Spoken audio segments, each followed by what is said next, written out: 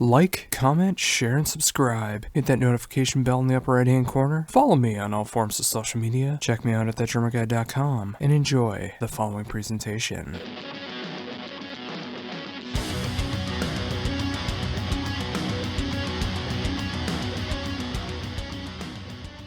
This is Nick. Hey, how's it going? Hey, how are you, Josh?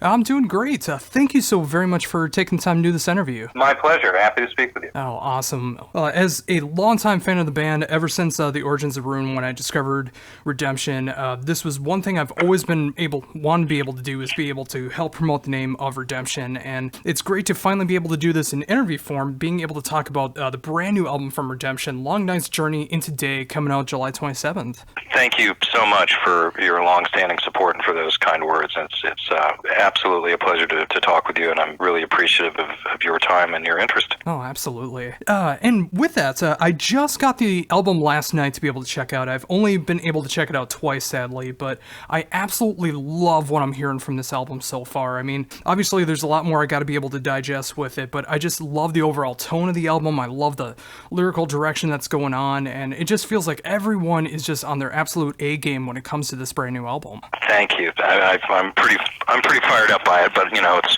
hard to be objective when it's your baby. So I'm glad that somebody else thinks the baby's good looking. Absolutely. So with that, how did the songwriting process begin for the new album?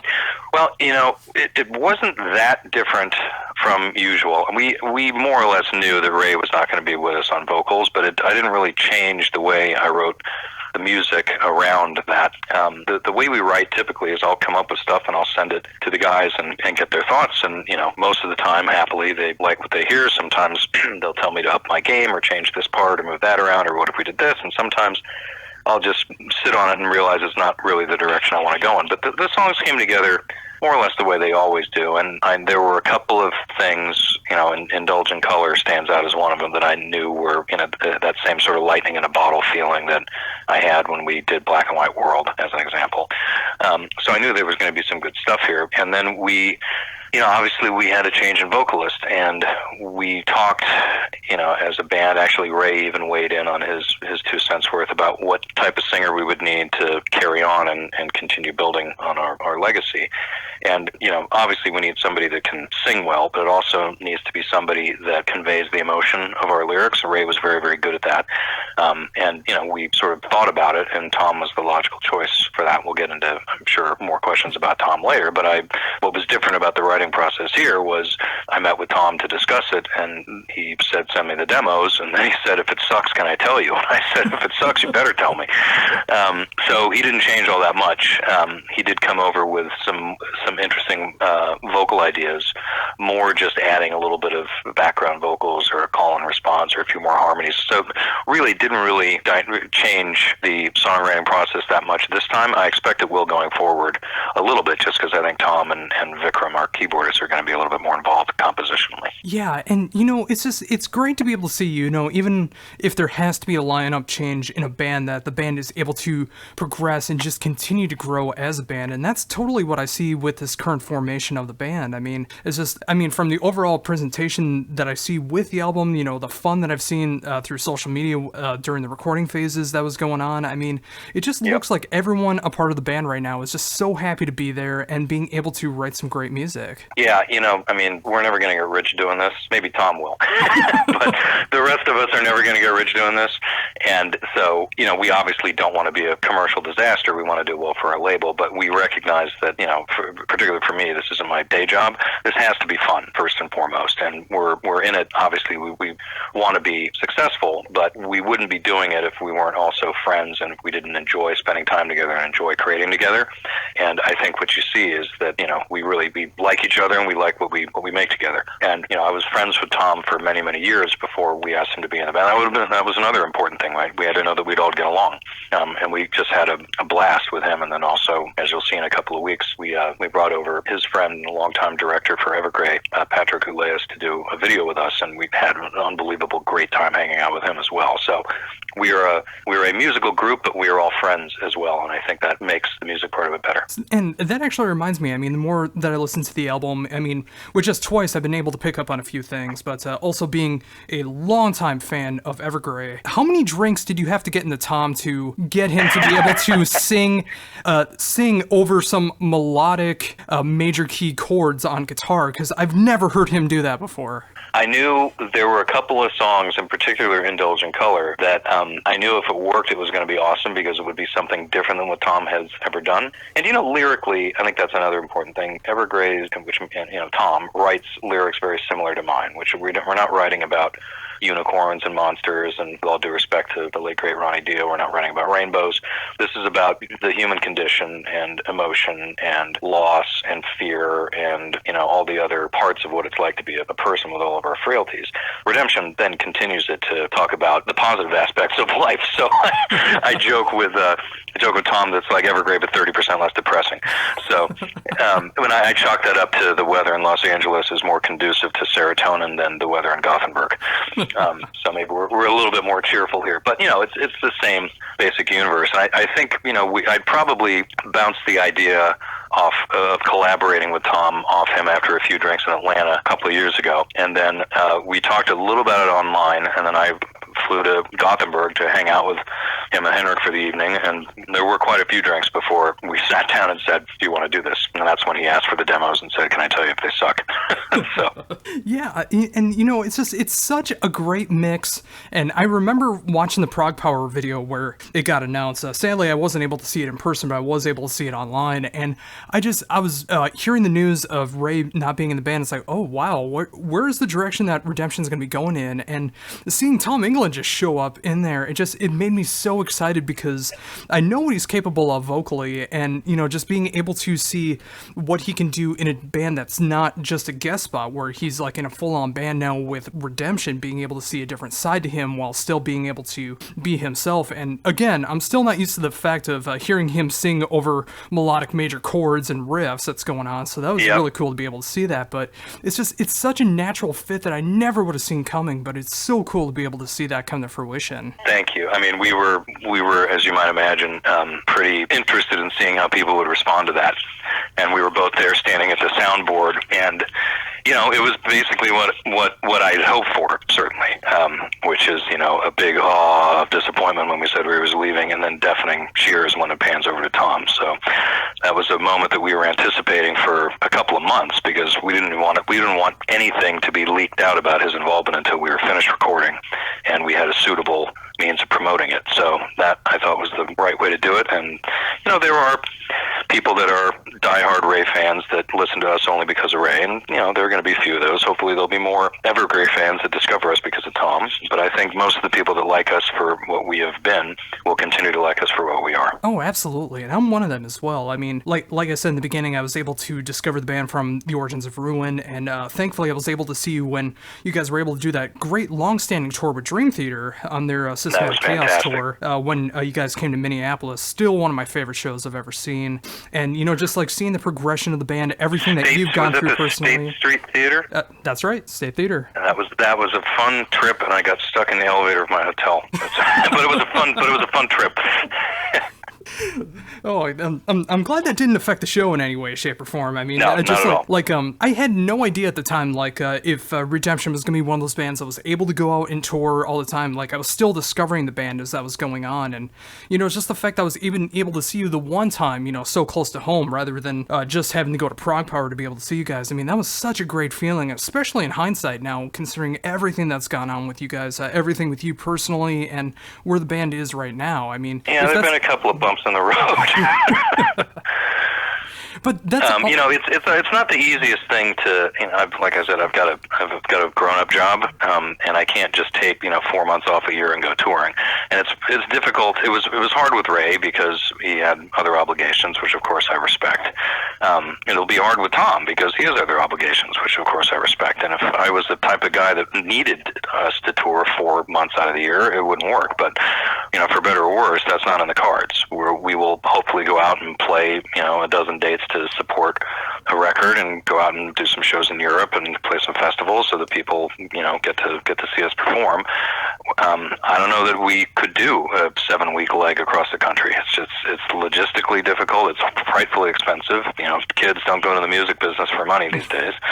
And it's hard to get everybody's schedule to sync. But when it does happen, it's awesome. I mean, certainly the Dream Theater tour was one of the highlights of our entire career. But every time we get to play out is fun, and we're really looking forward to obviously Prog Power and then some other dates, which we're still lining up this fall.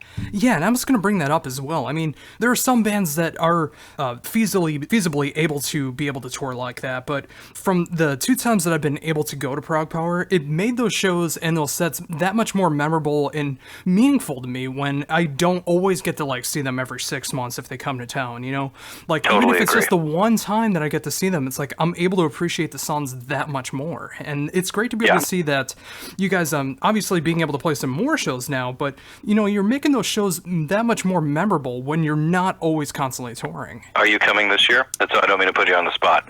Only because there's going to be some cool stuff happening that I'm not going to talk about, but there's a teaser for you. That makes me even just a little bit sadder that I was not able to make it this year. Feasibly, I just wasn't able to make it in the cards, but I'm so excited to see what's going to be coming of that as well. I mean, especially with the crowdsourcing that I've seen of the possible Blu-ray that comes with it, I would love to be able to check that out and be able to contribute to that. Well, and we crossed the finish line on that a couple of days ago, thank God. So that will happen. Yeah, and that just makes me so happy to be able to see that too, that there's that many people that are in support of what you do and want to be able to see you guys live, even if it is just in the comfort of their own home. Yeah, it's obviously tremendously gratifying, and we're deeply honored that people care that much.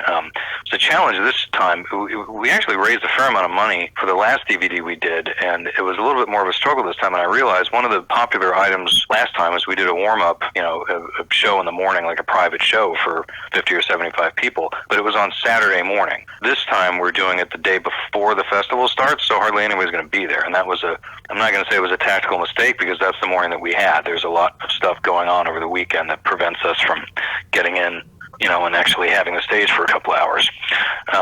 So that, I think, made it a little bit more of a nail biter this time than before, but we got there, and it's going to be fantastic. So with that, have you guys started rehearsing at all? I mean, obviously, I would imagine individually, but have you guys been deciding what songs are going to be going into that set? We have picked the set. We have rehearsed individually. We have rehearsed. Part of the problem is, now the cat's out of the bag. Simone from DJM is coming over to play with us, play the guitar part. Oh, wow. And then Tom, obviously, is also in Europe. So it's not like we're like, hey, guys, let's get together on Sunday. It requires a lot of advanced planning. Mm-hmm. But Sean, our bass player, and Chris, our drummer, and I have rehearsed several times. We had Vikram come out here, so the 4 of us rehearsed a few times.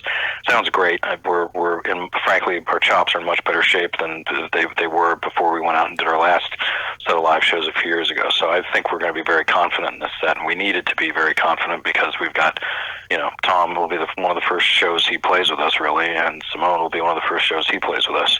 And it's not, as Simone has commented to me, he's a much better guitar player than I will ever be, but I get notes from him as he's practicing. He'll be like, what exactly were you thinking when you wrote this? And I always go through that when I have to relearn this music. It's like, my God, why couldn't we do AC/DC and Motorhead covers? So there's a lot going on, but it's going to be a very good set. There's a lot of stuff we haven't played before. Obviously, we're going to be featuring the new record a lot. And even, anything that we do with Tom is going to be a new take, obviously, relative to what we've done before. So I think people are going to be fired up. And speaking of that, with Tom doing one of his first shows, if not his first show, with Redemption at Prog Power, have you had the chance to be able to hear his take on the previous material yet? Some, not all, but we've been through it. I'm comfortable. We're going to, the reality is Ray's range and Tom's range are pretty similar. 10 years ago, Ray might have had a few more notes on the high end, but he doesn't really sing that way anymore, and he didn't really do that much with us because it just stylistically, is not really what we've been about. So most, if not all, of what we do sits pretty comfortably in Tom's range. It may not be tailored precisely for his sweet spot. And so I think as we write stuff going forward, it may be voiced a little bit differently, but there's nothing that Tom can't do, and I think people are going to be excited to hear him do it. Yeah, that's what makes me excited too. Like, I'm in love with Tom's voice. I mean, whether he's doing guest spots or with Evergrey, and now being able to say that I've heard the full new Redemption album and being able to pick that apart and just being able to see everything that's going with it. I mean, the fact that it wasn't necessarily written for Tom's voice and seeing what he was able to do with the album, I can't wait to see what is going to be coming from the next Redemption album when everything's going full force with that. Yeah, I know. We're all pretty damn excited about that, I have to tell you. And how was it for you when it came into the recording and everything? I mean, did you switch up anything at all as far as like your guitar setup or anything in the studio or anything like that? You know, I'm always tweaking and trying to get things better. The last couple albums I've done with the Fractal audio piece, which I shouldn't promote because they don't give me a discount. But but it's the biggest change in the sound, and we'll get to this in a minute, was working with Jacob Hansen, and who delivers this really powerful, sort of punchy modern metal sound. But we spent a lot of time mixing this record because there are elements of Redemption that are that you need a lot of clarity because there's a ton of stuff going on, and I like a warm production rather than cold production, and I don't like overly triggered drums, and I don't like it to be over compressed. And then we've also got a lot of cinematic stuff going on, so it's a really hard thing to mix us well, and I think Jacob had to sort of unpack his entire toolkit and sort of start over in a signal chain and rethink how to do everything, because it's very different than, say, mixing Amaranth or even Evergrey.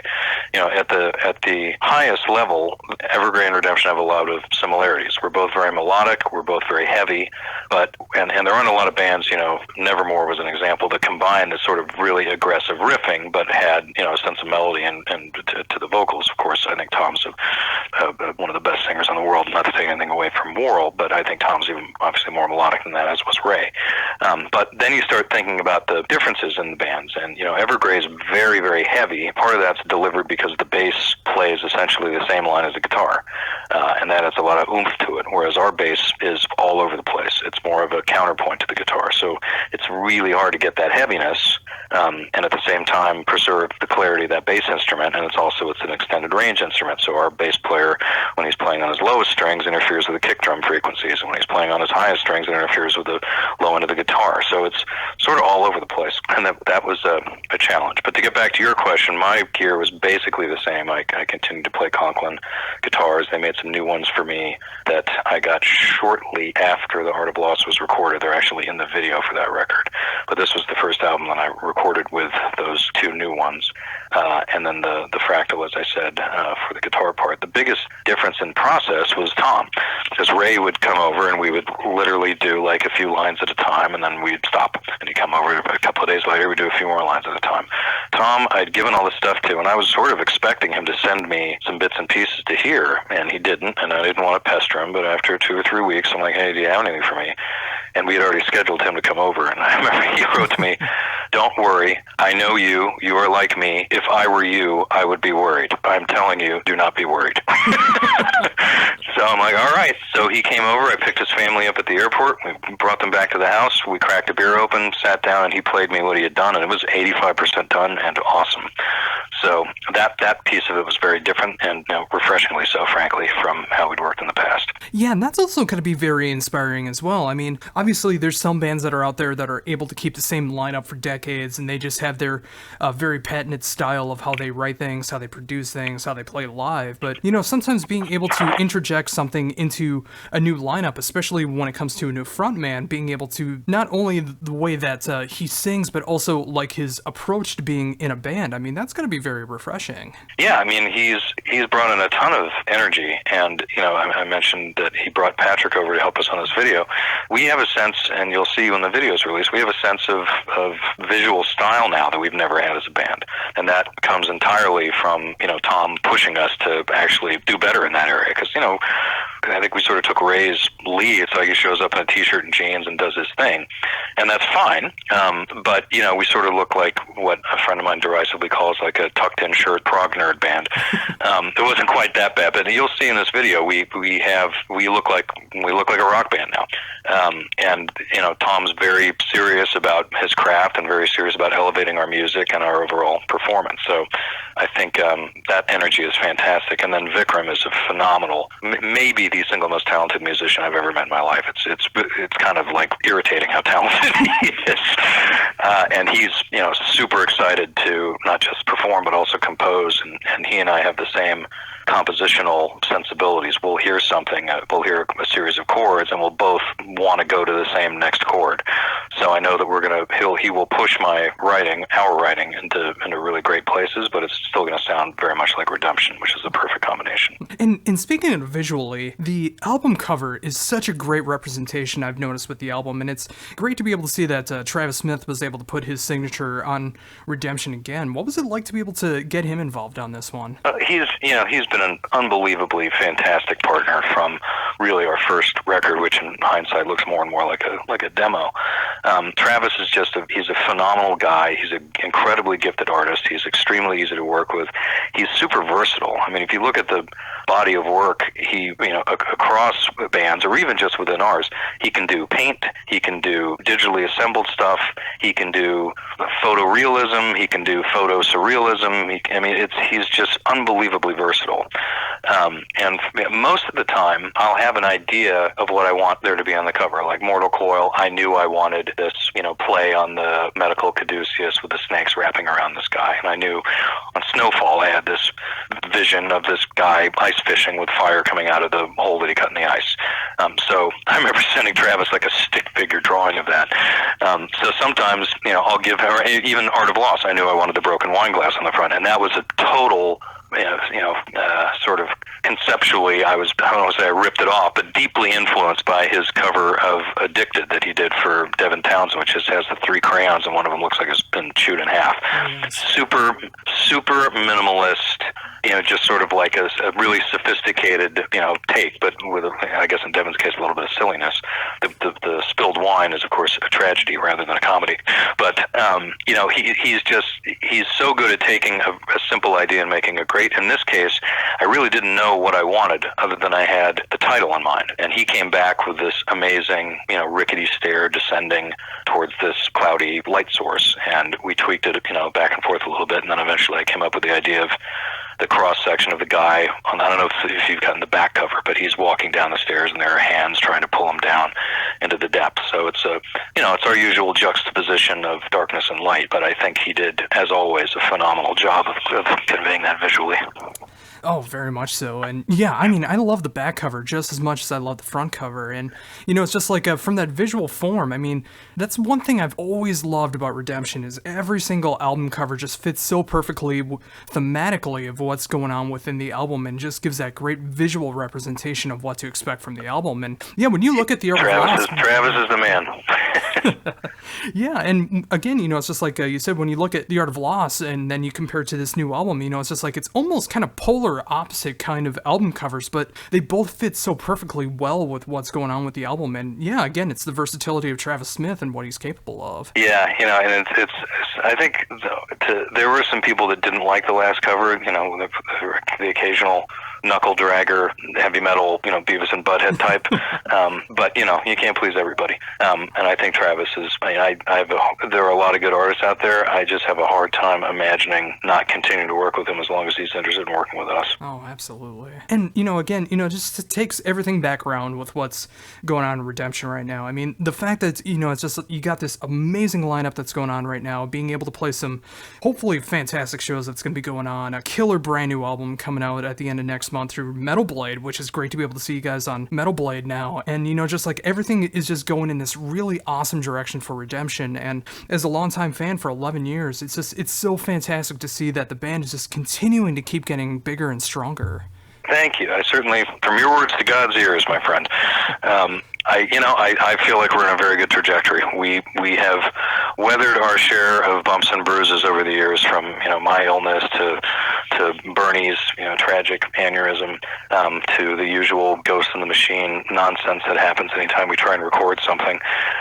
But Bernie actually, among his many talents, he was sort of a MacGyver type, and he would create these like bespoke weird electrical devices. Like I remember he made this one light that was triggered by Chris hitting his kick drum, and he put it in the the base of the kick drum, so anytime he hits, it's like a strobe going off. And somehow he had the wiring wrong on it. We're in Europe, and it starts smoking, and smoke is pouring out of the drum kit. So it's like a Spinal Tap moment there. But we've, like I said, we've had the bumps in the road, but I'm incredibly flattered to be working with the musicians that we are, and we really, Tom was a big lineup change, obviously. Other than that, the pieces have been in place and fairly stable. We usually have one big lineup change per record, I suppose, but it's great to have Simone and Chris Poland playing the last two records together, and we'll get to them, I'm sure. They're both amazing guitar players. I can't believe how incredibly humble and flattering Chris Poland is about our music. He genuinely loves what we're doing, and he's honored to be a part of it, which just doesn't even make sense to me, given that I grew up watching him play in Megadeth.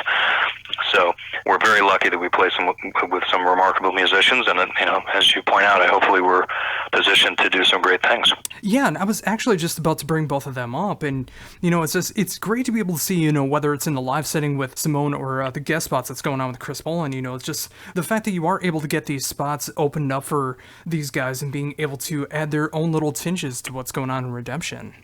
Yeah, they're both very unique players.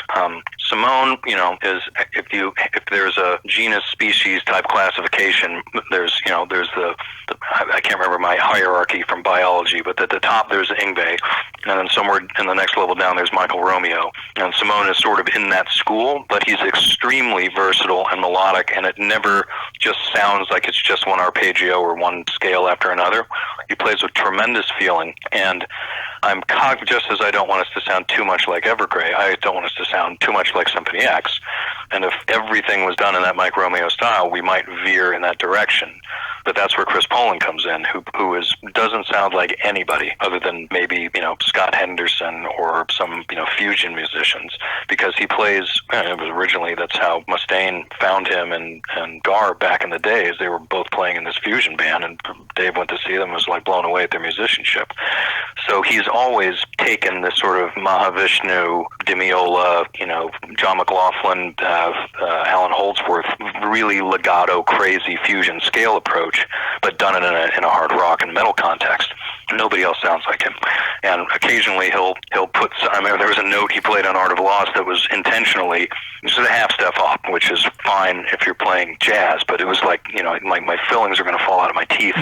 So I had to, I don't even think I told him this, I had to auto-tune that down a half step, otherwise it would have just been a little too blue, as they say.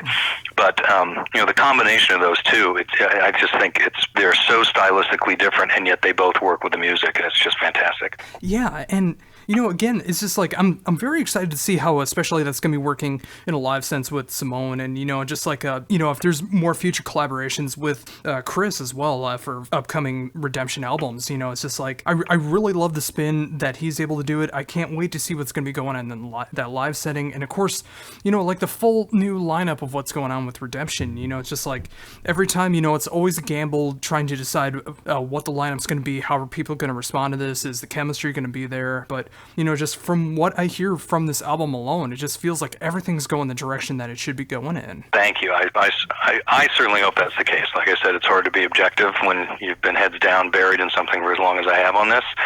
But, I think Geddy Lee said, you never finish a record, they just take it from you.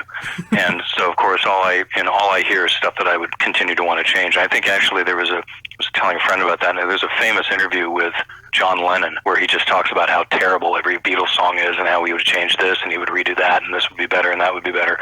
And, I'm not putting myself on a compositional level with John Lennon, even though I'm not the world's biggest Beatles fan, but I think everybody just hears what they would change. So it's nice that you like the record. I guess is what I'm saying in a very long-winded way. Oh yeah, I mean that's always going to happen when you're a musician or artist of any kind. I mean, when you create something, you're always going to find something that's like, oh, I should have done it this way. Oh, this should have been changed, or what if I would have done this? I mean, but yeah, I was talking with my wife about our daughter, who's got a lovely voice, and she used to be very unafraid. Like fifth grade, she would get up in front of her entire school and play like some, Beyonce song and sing her head off. And she's been a little bit more restrained lately, and we were saying, I think it's because she's aware that she's actually good.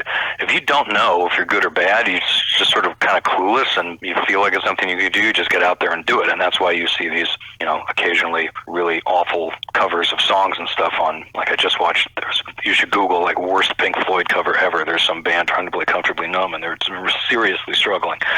But I think if you become aware that when you're on, you might sound really good, then you start second-guessing yourself a little bit more, because you're more self-aware and you're more self-conscious, and you know what you're capable of, and you want to hold yourself to your best at all times. Oh, absolutely. And it's funny you bring up that cover of Comfortably Numb, because I remember that one, and I remember seeing that video, and it's pretty like rough. the solo of Comfortably Numb is one of my favorite guitar solos ever made, and just hearing that butchered... Single best guitar solo of all time. I didn't make it to the solo. I was afraid of what would happen. I made it through the second verse, and then I'm just like, I can't deal.